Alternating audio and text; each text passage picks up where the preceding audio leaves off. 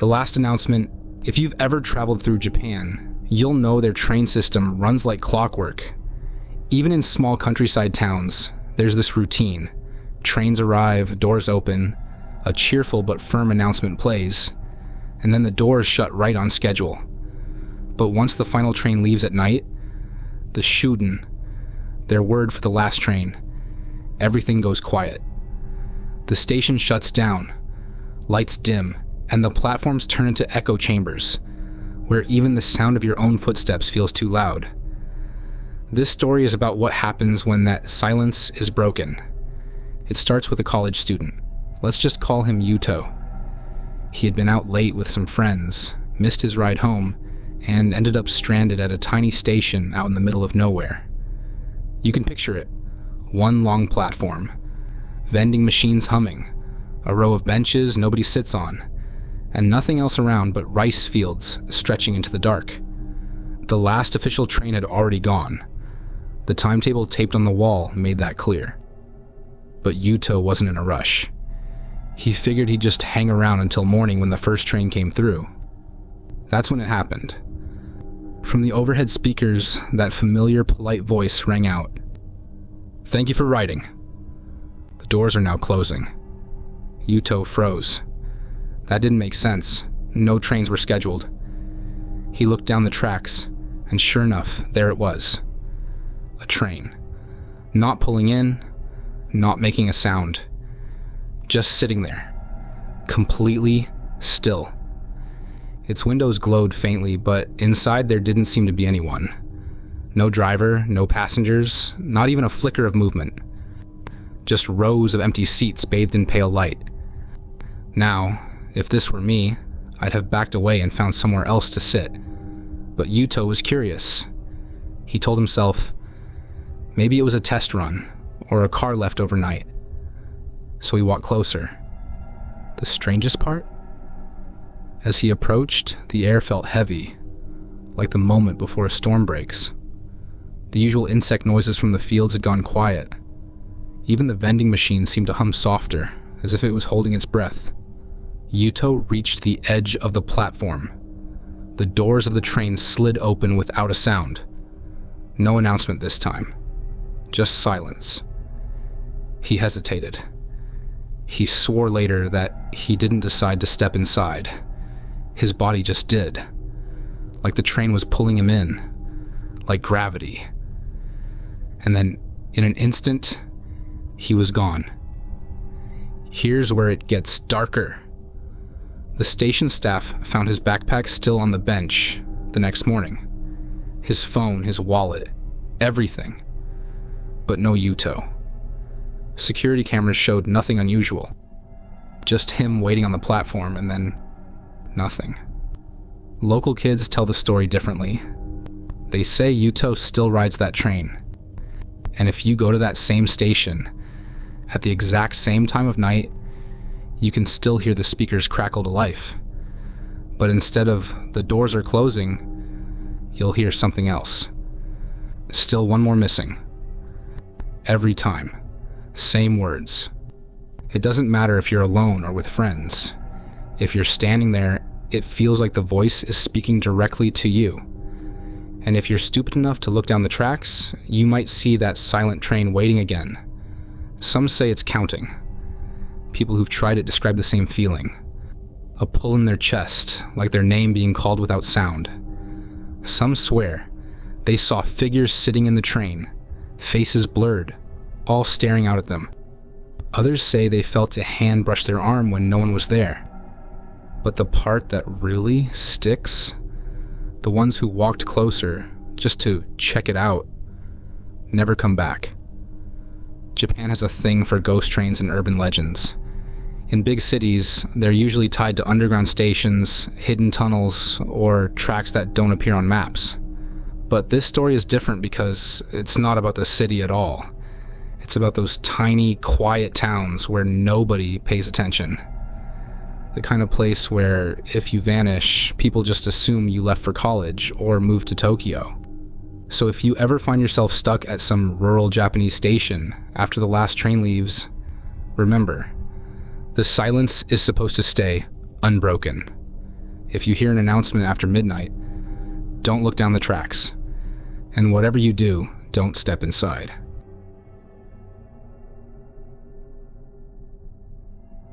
The swing in the park. If you've ever wandered through a Japanese neighborhood at night, you'll know it feels different from the city centers. It's quiet, the streets are narrow, and the houses sit close together. In between those rows of homes, you'll often find little public parks, tiny squares with a couple of benches, a slide, maybe a sandbox. These parks are made for kids, but at night they become strangely empty, like stage sets after the actors have gone home. That's where this story takes place. There's a park in one of those neighborhoods. During the day, it looks normal. Mothers with strollers, kids running around, people walking dogs. But when night comes, one swing in particular becomes the focus. It's old, the paint chipped off the metal frame. The seat worn smooth from years of use. Out of the whole row of swings, it's always that one. People say that after midnight, if you walk past the park, you'll hear it creaking. The sound isn't subtle. It's that heavy squeak of rusted chains moving back and forth. But here's the catch. You won't see anyone on it. Just the swing, moving on its own, slow and steady, like someone invisible is sitting there. Most people avoid it. But one night, a teenager, let's call him Daiichi, was walking home late and saw it for himself. He stopped at the fence, listening to the creak of metal echoing in the dark. He told himself it was probably the wind, but the night was calm. The air didn't even stir the trees. He stepped into the park, gravel crunching under his shoes, and walked closer. As he got near, the swing slowed almost to a stop. That was when he heard it. Push me. Not loud. Not even clear. Just a whisper, close enough it could have been spoken right into his ear. Daiichi spun around, but there was nobody. The park was empty. He laughed nervously, thinking maybe he imagined it. But then the swing shuddered, moving forward just slightly, like a child leaning forward in anticipation. Push me, the voice said again. Now, most people would have run, but Daiichi wasn't most people. He reached out, half joking with himself, and gave the swing a shove. Just a light push. The chains rattled and the seat rocked back. For a moment, he thought that was it. Just a creepy little moment he could laugh about later. But the next morning, he woke up with his whole body aching. Not just sore, but heavy, like he'd been sick for days. He skipped class, stayed in bed, and figured it would pass. It didn't. By the second day, he noticed a mark on his neck. At first, it looked like a bruise, dark, thin lines running across the skin. By the third day, the marks had deepened, wrapping around like someone had tied something there. Like a rope. Daiichi's grandmother noticed and went pale. She didn't ask questions, just muttered something about that swing. She told him not to go back to the park. When he pressed her, she finally explained. Years ago, there had been a girl in the neighborhood. A lonely kid, always at the park, spending hours on that very swing. One night, she didn't come home. Her parents searched everywhere until someone finally found her in the park. The details weren't talked about much, especially around kids, but the story spread in whispers. She'd been found hanging from the swing, the chain looped around her neck. After that, people avoided it. The city could have removed it, but they didn't. Maybe because no one filed an official complaint. Maybe because it was just easier to leave it there. So the swing stayed, rusted and aging, waiting. And the legend grew. Anyone who heard the whisper and pushed the swing would carry her mark. Daiichi's health got worse.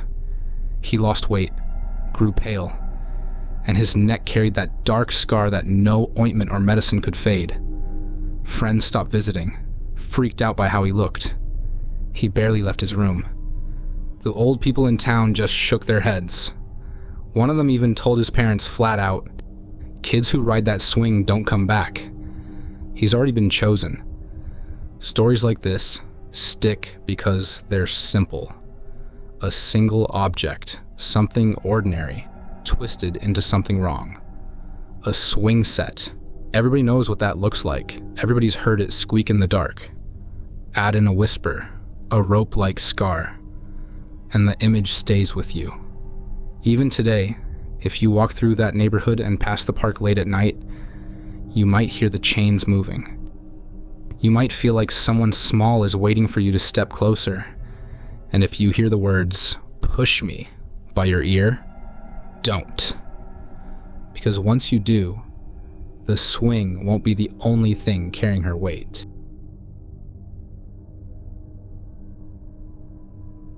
The 3 a.m. customer.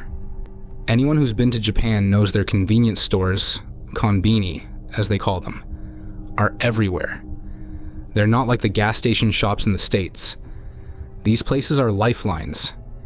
You can get hot food, pay bills, ship packages, even buy tickets. Open 24/7, bright as daylight. Inside, they're like little islands of light in otherwise quiet neighborhoods. Now imagine working the night shift in one of those stores. The hours between midnight and dawn drag on forever. Hardly anyone comes in except for taxi drivers, drunk students, or factory workers heading to early shifts. It's boring. It's quiet.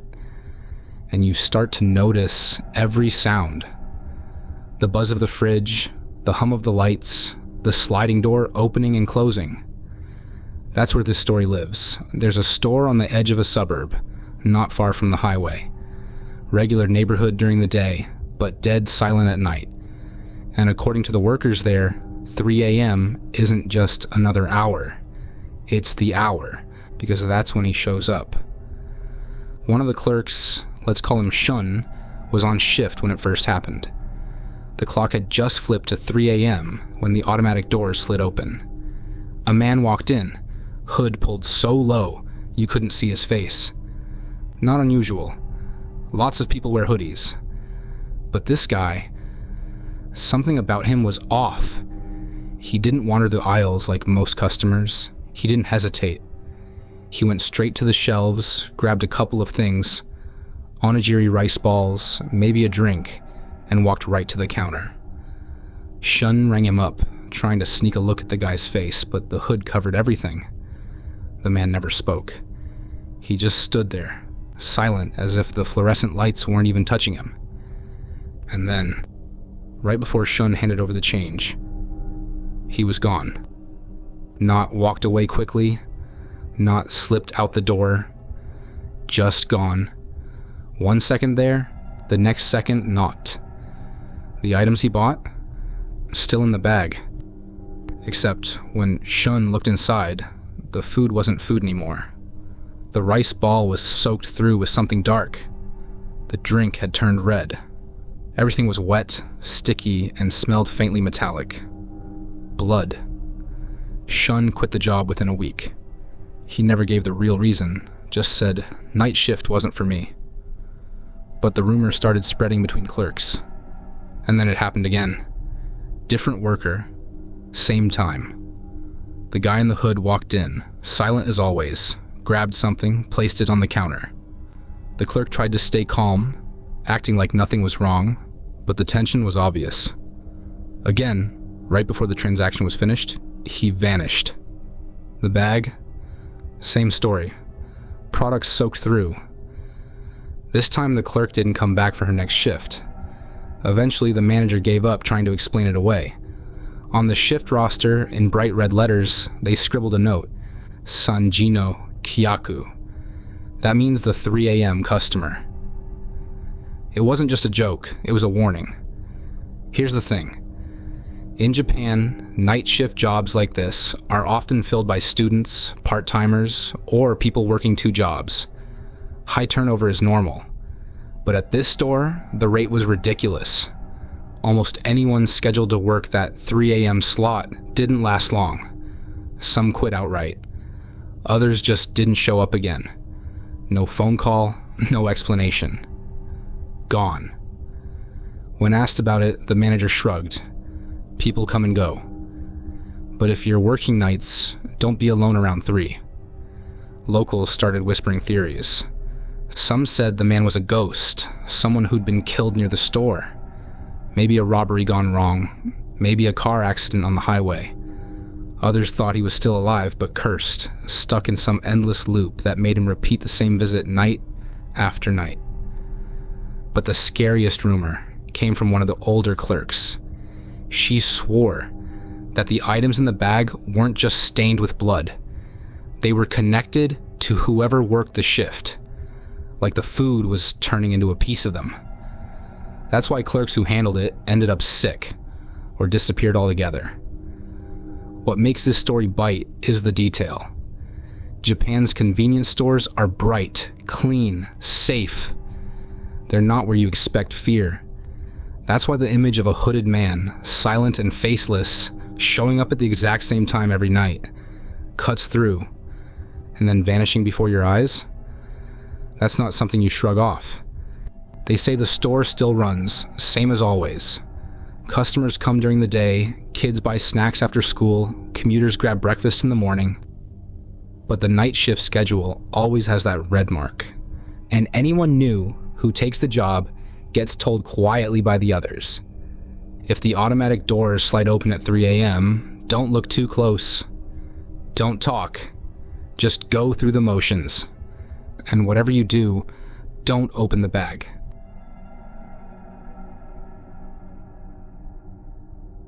The locked room. If you've ever been inside a Japanese library, you'll know they're not always huge like the ones in big cities. In smaller towns, they tend to be quiet, modest places, just rows of books, a children's corner, maybe a couple of computers. They're not flashy. But there's always something about them at night, when the lights are dim and the silence feels heavier than during the day. And then there are the rooms you're not supposed to enter. In one particular library, nothing famous, just an old building tucked into a rural neighborhood, there's a section the staff call the closed stacks. In English, that just means a storage area for books not on public shelves. Normally those doors are locked. Only librarians with keys go in. But the locals whisper that in this library, at exactly midnight, the door unlocks by itself. And if you step inside, you'll find something you weren't meant to read. The story goes like this. A college student, we'll call him Kenji, was bored one summer. His hometown didn't offer much. No nightlife, no crowds, just rice fields and that old library where he sometimes studied. One night, he decided to push his luck. He had overheard older kids talk about the locked room, and how it wasn't locked at all if you went late enough. Kenji thought it was just small-town gossip, but curiosity got the better of him. So one evening, when the building was about to close, he found a way to linger. He tucked himself into the corner behind tall shelves and waited until the lights went out and the staff left. Hours passed in total silence. And then, just as the clock struck midnight, he heard it. Click. The sound of a lock turning by itself. Kenji crept through the dark until he found the door. Sure enough, the handle turned easily in his hand. The door opened to a room that smelled of dust and old paper. Unlike the main library, there were no fluorescent lights, just the faint glow of the moon slipping through a high window. Inside, rows of ancient books filled wooden shelves. Some were bound in cloth, some in leather, all worn and faded. It didn't look like the bright, modern paperbacks in the main section. This was something older, stranger. One book in particular caught his eye. The cover was plain, no title, just dark fabric, stretched tight over heavy boards. It looked untouched for decades. He pulled it down, the weight surprising him, and opened it.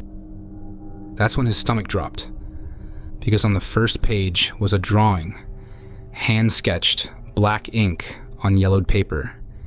It was him. Not a look-alike, not a vague figure.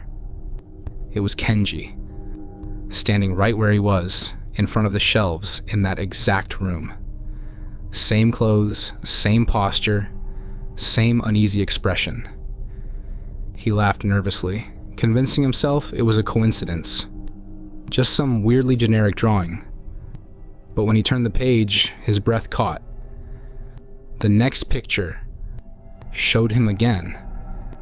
But now, there was a fresh cut across his hand, blood dripping onto the floor. His hand, right then, was fine. No cut. But as he stared at the picture, a sting bloomed across his palm. He gasped, looking down. A thin red line was opening across his skin, exactly like the drawing. The book had predicted it. Or worse, it had caused it. Kenji slammed the book shut, but then curiosity clawed at him again. His hands trembling, he opened it once more. Page after page, the drawings continued. Each one showed him more injured, more broken. Bruises on his arms, gashes across his chest, a limp in his leg.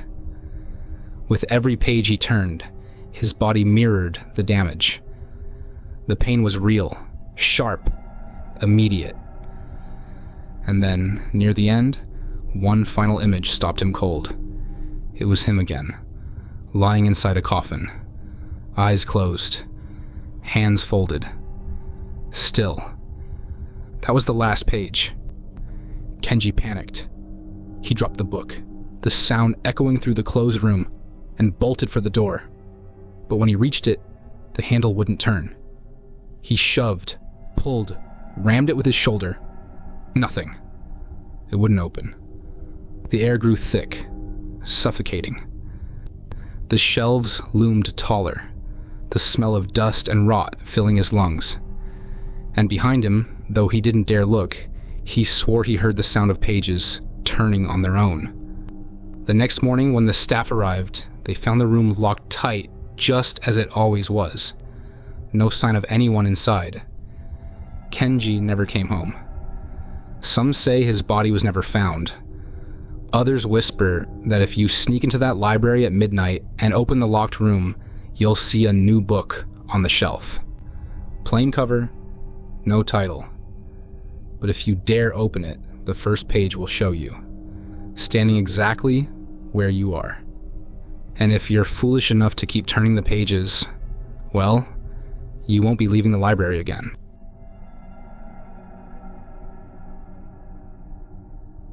The doorbell. If you've ever lived in an old Japanese apartment, you'll know the kind I'm talking about. Wooden stairs that creak, paper-thin walls where you can hear your neighbor's TV, narrow hallways with dim lights that flicker just enough to make you uneasy. These places are cheap, usually meant for students or people just starting out. They've got history too, decades of tenants coming and going. And with that history comes stories no one really wants to tell. This story takes place in one of those apartments. It starts with the sound of the doorbell. Not during the day, not when deliveries show up, but always at exactly 2 a.m. The chime isn't cheerful like modern ones. It's the old kind, the kind that echoes down the hallway like someone dragging a coin along a pipe. Most people, when they hear a doorbell at that hour, won't answer. But here's the thing. Curiosity always wins eventually.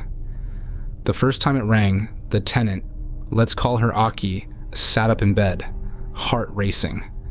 She glanced at her phone. 2 a.m. exactly. She stumbled to the door, checked the little intercom monitor by habit. Blank. No figure, no shadow, just the empty hallway lit by a weak bulb. Still uneasy, she bent down and peeked through the door's peephole. And that's when she froze. Because looking back at her, from inches away, was a single eye. Red. Bright, burning red, filling the entire view. Aki staggered back, slamming her hand over her mouth to keep from screaming. The bell rang again, louder this time, even though she hadn't touched the door. She backed into her bedroom, shut the door, and waited. Hours ticked by in silence. By the time dawn came, nothing had happened. No broken lock, no sign of forced entry. Just another quiet morning in a quiet building. She convinced herself it was a dream, a hallucination from being half asleep. And for a while she believed it. But then she left for work. As she walked down the narrow street toward the station, she felt that odd sensation of being watched. She brushed it off until she saw him, or rather, saw herself. There, standing by the vending machine on the corner, was someone with her exact face. Same hair, same clothes from yesterday, same tired eyes. It wasn't like a twin. It was a mirror image, down to the way it blinked. Aki froze, and in that moment, the other her smiled. Just a faint, knowing smile. Then it turned away, disappearing into the crowd. By the time Aki reached the station, her hands were shaking so badly she could barely hold her commuter pass. She tried to tell her coworker about it later, laughed it off like, weirdest dream last night. But her coworker tilted her head and said, "Funny, I didn't see you come in this morning." "I thought you were out." That was the first hint. The next day, people acted like she wasn't there. Her friends didn't answer her texts. The clerk at the convenience store didn't acknowledge her when she paid for lunch. Even at work, her boss stared through her like she was a shadow. It was as if, after that night, the world had already replaced her. The rumor around the apartments is simple. If the bell rings at 2 a.m., don't look. Don't check the monitor. Don't peer through the peephole. Pretend it isn't there. Because once you meet those red eyes, you've already lost. You might wake up the next morning thinking everything is fine, but when you step outside, you'll see yourself standing there, waiting. And from that day on, you'll fade from the world. No one will remember you. No one will see you. Some say the old wooden apartments are cursed, built over ground that was never meant for homes. Others say it's just one particular building, passed down through landlords who don't want to admit something's wrong. But the note tacked on the wall in the entryway is clear. Handwritten, the ink fading. Don't answer the bell at 2. No one ever does twice.